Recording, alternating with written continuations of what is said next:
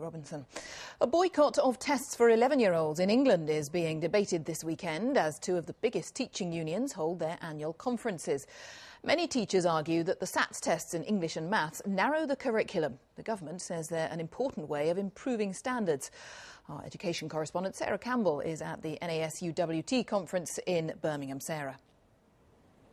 Yes, Jane. Well, teachers have until April the 16th to return their ballot papers, and the tests themselves are due to be sat in the week beginning May the 10th. So depending on the timing of the election, that does raise the possibility of a serious undermining of the testing regime in England just days into a new parliament.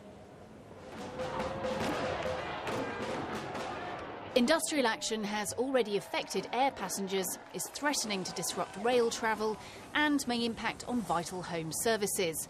Next, it could be pupils who feel the effect of a discontented workforce. Oh, so what are you doing about the moment then? Instead of getting ready for the national tests in maths and English, these 11-year-olds in Surrey are studying rivers. Their head teacher says she'll resign rather than allow her pupils to sit this year's SATs.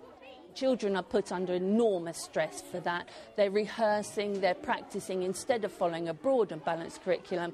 And then, of course, unfortunately, we have the publication of those dreaded league tables. Two of the biggest unions, which represent the majority of primary school heads, are in the middle of balloting their members over whether to boycott SATs. The NASUWT believes abolishing SATs isn't the answer. The best way forward is to actually abolish the performance league tables and to actually get a sensible accountability regime where actually you can focus on a mixture of tests and assessment, and the tests don't become so high stakes.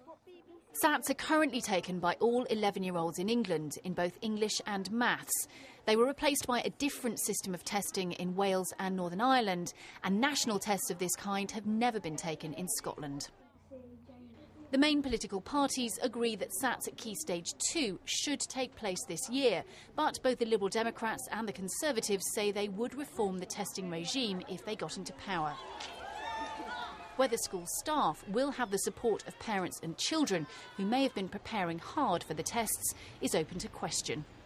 I used to be quite anti-SATs, and then my son, who's mildly dyslexic, who struggled throughout his primary career, actually came up with 3 5s. So actually it really boosted his confidence, and it was fantastic. My daughter was really affected by them, and I just don't think they do anything other than upset and undermine the children. SATs are due to be taken in the week starting May the 10th, which does raise the possibility that one of the first acts of a new government may be dealing with classroom disruption. Now, it's important for parents to note that this isn't a ballot over strike action, so schools will be open as normal. It's just that the teachers won't hand out the test papers. Jane. Thank you. Sarah Campbell there.